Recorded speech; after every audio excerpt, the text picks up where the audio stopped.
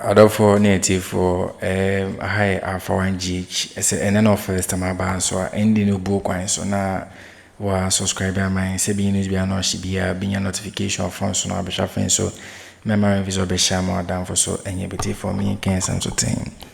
You say John Dramani Mahama promise Ghana for nyina say obe appoint 60 ministers. Na so far so good no. 60 ministers no so far appointed almost 56. Na information say according to a year Eric Sanitano say in some can just say Mahama ya de or do but say 4 na Canada beka 56 no na omaso na be 60 ministers na die ni kwanzo twafa ho ba kokora I was appointed a year J.Quayson. I was appointed Elikplim Akrugu and on board some a 2 under a become what so make how by bedding 60 ministers. 80 we may say although Eric Sanitano no eka a year in this amanu on there but we need Leicester a year Eric Sanitano a diamba I just say no Leicester to so that as the all presented them a year in this and I said John Dramani Mahama said so I appointed 4 ministers na kanwa ni kwanzo he baby ya no ede no de account na eni kwanzo he menga na for kwampo Kansas na to Rollins ni kwa de enfa mo fa ni mbram bi pas so far ni de wapo to a year ingo for me kuku dampa based on a year omo vast of a the constituency I just say constituency eso yen kan sa as obo J.Quayson din boy Elikplim Akrugu din I just say sema wa kan just say ko fumi no ya de omo yeden almost yeden team about bill bomb my yeden I year that a year I perform that a ministerial a year position no na in some can just say go football or some meeting so you say you move free office because I'm fathers or meeting or billion good to that office because I'm more at the week come near good to nearby near them come out tonight at us. No my power there to Akrugu. Ghana need be benefit. Health sector. America ura akando wotu. Agri sector. The way ura rekupoku. Otumrika. Road sector. Abuja. Baby on education so ura herina on also yenede foreign affairs. I want to end local government ura Ahmed. All the appointees because there's a caveat to their portfolio. You know, everybody want to make sure say obey Juma. I'm not benefiting, not he himself and herself, but Ghana to ensure the president's vision for Ghana no ebebaso, right? And I am very optimistic. In this 120 days I am here, it gives me a lot of hope. Say going forward, no number akesi na ABCC wo Ghana in terms of development in infrastructure, our health sector, educational sector, and home neba. And yebebo na baso. Your Excellency, I think, sir, you've done a yeoman's job compared to the previous administration. It took you almost 9 months to form a government. It was serious. And you see, when you promise, say, you can run 2,000 miles. Now, a beer, and I said, we be constructing a coin, 2,000 kilometers. Now, sa coin 2,000 kilometers. No, a beer what to me are constructed. I be drew 1,800 kilometers. Now, Sikana would they be constructed? It's kind of crop less, but the quality of the road no, solid. It been a year who appointees or promises 60. Yeah. Why 56? Yeah. And I would team was on for 4 number. 4 years old the back. And what pan or the back count because or the count just a Akrugu and a constituency a son. A be an ass or consider so yeah on fan nothing so Juma to say J.Quayson or no so name persuasion. I think that man has a lot. Nan can also a honor and also money baby. Yeah. And kind of minimum these people I'm only mentioning because my tip passes say Akrugu no one is son. Yeah, the constituency. The biggest also and such a person she must have a ministerial portfolio a beboa a man for them say okay yeah so yeah minister with this area no more boa I'm a party no so akoso and so yes obet media but bet so I can say me use 56 na media lead yeah racial flower or more teacher they also get their see health of you my deputy my We need deputy health. Yes, we need what I'm saying a better internal, say what we need normal air cost, lobbying in normal. But yes, even tell 120 days in the best one matching. Even without that, look at the way they are working. Into 120 days, it has produced good results. And not dear, and not the BR Becca say and produce good results. No, and the name say a time party. No, enough results has been produced in his first term of office during the friends saying on we Mills Mahama term. No. Now you sent to Abama, we're beating on record. I stand to be corrected. And normal or the so promises of my year within the 120 days. No, I think, sir, by and large, so calculations, accurately, we're about 98%. And no distinction, you understand. And Sir E11, more can to the best of my knowledge, and also again, I stand to be corrected. And Mr. Time, I know more campaign. Now, a metal more and say part of the conditionalities within the IMF program. So, maybe just carefree when change. A COVID levy, no? Maybe just carefree when change. We be some say, dear Juman obey. Now the bit come. I'm mature, so may Swakaya Kakra from 2 to 10. A binsua me call a coye a friends are preprakakra. Me sansu a sabi and wa be more me yen will fee. Sano money na wo na obetro dia koma wo ameba begibosia wo se sano mawi na meye I ntimi gidi say iska meba begi wo ho no metumi atua within this set period nti conditionalities na omochro koye no ana say the IMF bi say omo say kwan be na mbefa so atua taxes ahodo a omo fi so ombenya ska ba bi ombenya ska na fi no omochro koye na covid ne ka ho bi a omo ankasa so omo hwe covid de eba mu no any other revenues are now or more generate or more fees or more debate material. Now COVID nimbi. Thankfully, the COVID reference IMF program. I'm saying the last tranche no, it will be aba. And very soon, the program of the IMF may end. And I want to believe say the mid-year budget no, or more be reduced. COVID no will be a thing of the past. No matter what it takes, the COVID will be taken off. And yet, as someone, ya can't hold that the crop and can make us a COVID no. Your money stay na your Mahama care a tax. Nanka, Saskano, and quote Mahama care no. Because I can bet you say Mahama care no. E beyini padu duona fi womo e hawmo. E beyini padu duona fi e wan kombe wuntem. Sa kwa no be yi womo afri mu. E be buan krofo be brasa bi anke bia eni ho ankomukọ wo yankomu bewu ebe buankrofo be bia yare bi a NHIS no encover na edokro wo mo no ebe bo mo ma omo nkwa aye kwantenten nti isa sanka ye be scrap covid nkwa sanka anko ye say a campaign promise na ye no bi anim say covid ne be ye fi ho anka meka say wonye appeal to the people of this country say anka was say sa particular your friend say levy no it didn't need a best son because COVID a trim. Near Mahama care a levy. Anka, a Bako cancer can hona, Emma is a pudu a yashan cry, Emrosom. And the Bahaland, I think Mahama has been very honest to this country. We have seen probity, accountability, and transparency. PNDC no espouse, if you are be do NDC no. I think say this is the time we are even living it. The probity, accountability, and transparency. No? And I'm say AD him say because you see, how many countries now we are see? Any Africa we are see.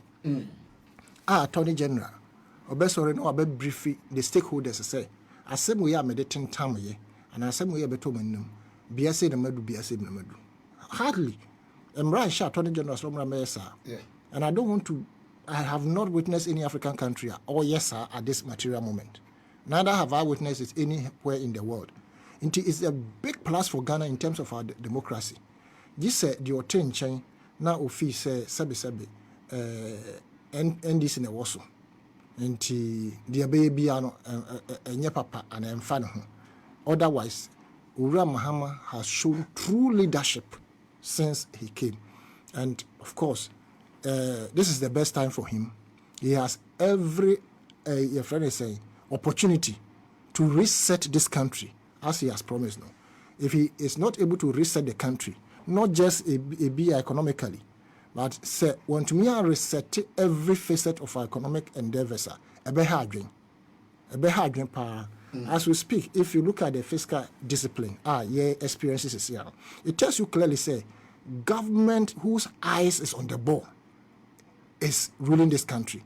Government who wants to see, say, the past fiscal indiscipline, we would gravel it down and ensure, say, we will lift up the game to make sure, say, Ghana for whom harm. Look at the exchange rate; it is coming down, right? It tells you that monetary policies are being put in place. Yet there was projection for the Bank of Ghana to make losses up to 2026 or so. No, 2027. And so as we speak, the Bank of Ghana going forward from 2025, it tells you, say, they have been able to put proper economic management team together.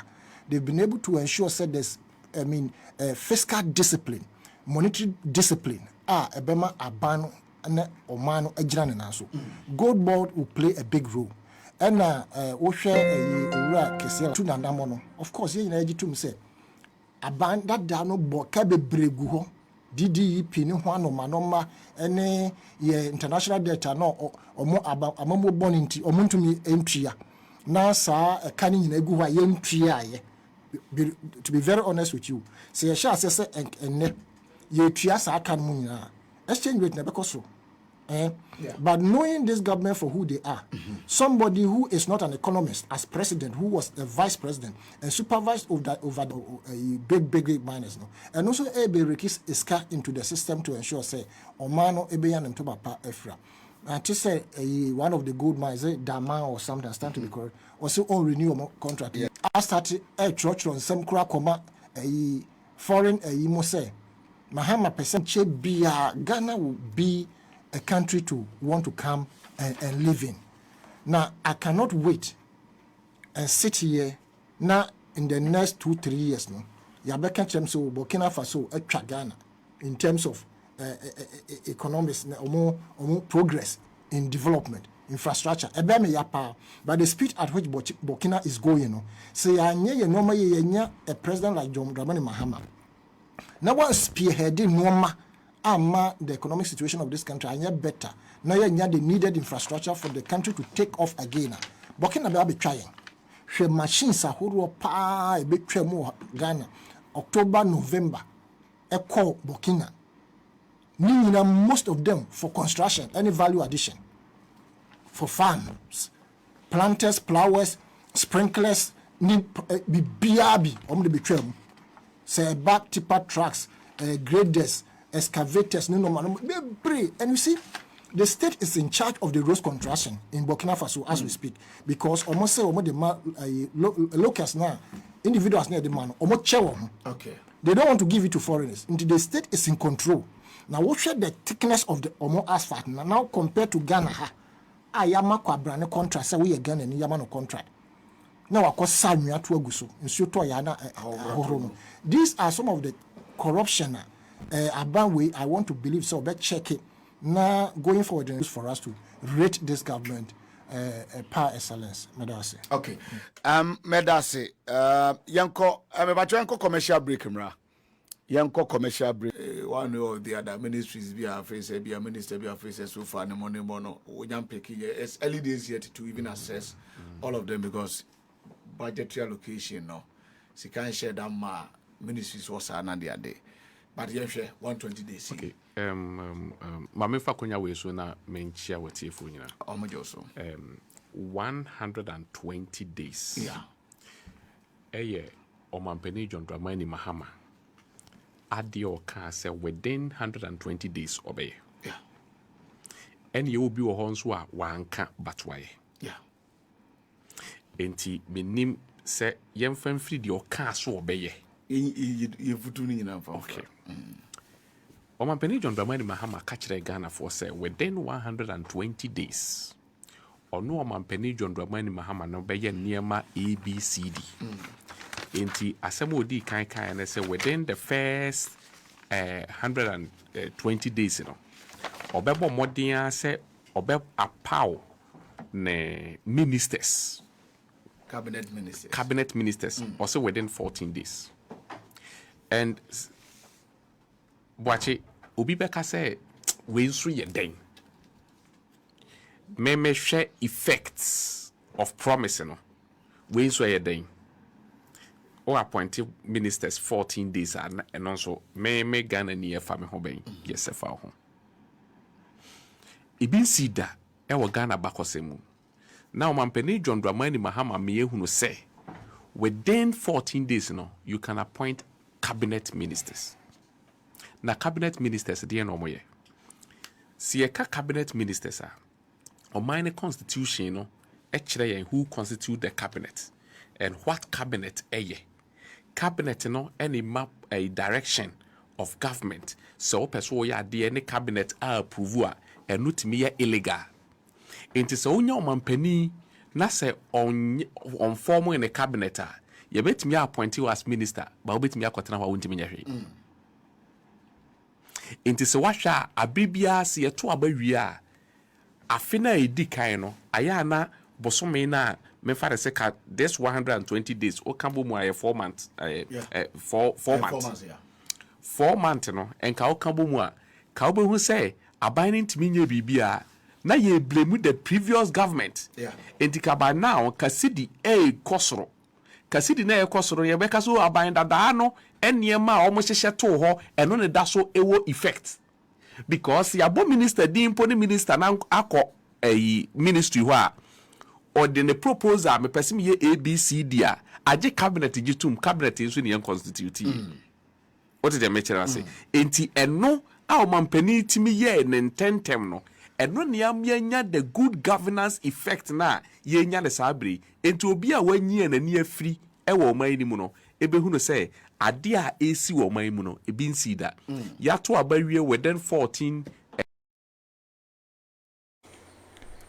enim say ene mark exactly 120 days of Mahama in office na sa 120 days no na Mahama can say obey ni ma bebre di ama Ghana man ni mani bini senya or sell them Mahama case beba youth employment what beba IY not beba and the far a year Newz antas no betwem promising ni ma bebre to say a bit to say wana go kete eldozo at say bebre na already of fairly almost 90% of that a year policy now okay kind of but bebre na a chance or beka about a women's bank no just say near champ of nana so bedding or none to that a because on no so during campaign or no or the genemo can say one number some ye budja one number some business as no or this women's bank neighbor send be ya or meet my quack no meet my head I start more business now we know and I just say exactly 120 days and I can afford a hailing praising the parts is why you are there because within 120 days a chain will be 8 years or bamo and within 120 days or cast the 60 minutes now I gonna for one but after now we should watch 56 pet and no can go down chenkaka now says yeah casano gonna for a bonapaso because of for many governments within that 120 days but as compared to a Akufado for many government within 9 months which is more than a 120 days I just say Ghana for the airborne abaso pa to say nya some good na senior a year also be training coders be training one number some who code near the 1 million coders it been much as a GPS near the day a good news edema a Ghana for nyina nipa ya dia or say during a beka Akufado Castle Kesi a year cathedral no or boss no na Ghana for near the healing because of besia so the kakraka ediama a year Ghana for beating kwa servo as a tourist attraction ediama a Ghana for nyina nyanzo so ni nyina mu no Ghana for heading cause why are they but $58 million or they could twamana At the Sanona, you say no, or Baku for the Diana Cathedral. This so. Emma, a power miaka say that cathedral and a mommy de Lucy a power. She say no, a Rick Sanitano. Political analysis. In some more countries say, him say Mahama appointed 56 ministers. As in a company, some made on declare master near that as no information adding or call a year.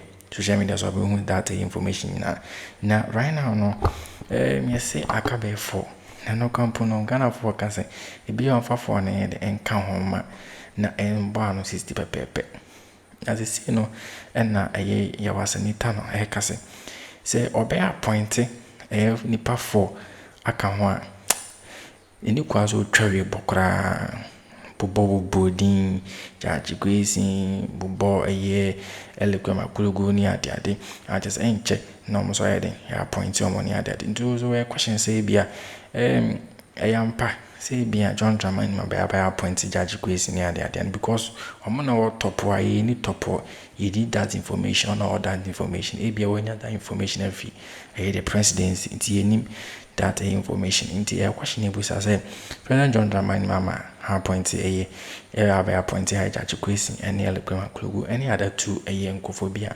omo yakuku damage ni momo Ghana for kwampo kase enkepe ya commitment appointees that Rollins because eba find this amanyuko na the founder no ne papa yede NDC wa just na ehun nsem nyina no mkeka na enya asem gotwa na nema aya Mahama no first in history be kwampo yede NC that concern about the 60 ministers no akufo to do more than 60 ministers na so nyina aichi akwankwesi anga na memory the worst amemu ever na so fa President John Dramani Mahama niema MP manyugo 90 manye no boja odo a MP for the shares on bombe no within 4 years no Mahama within 120 days enya wanwa pa because na ba o me aso bobe twa 11 obey of make sure say to stabilize any ade nyina no John Dramani Mahama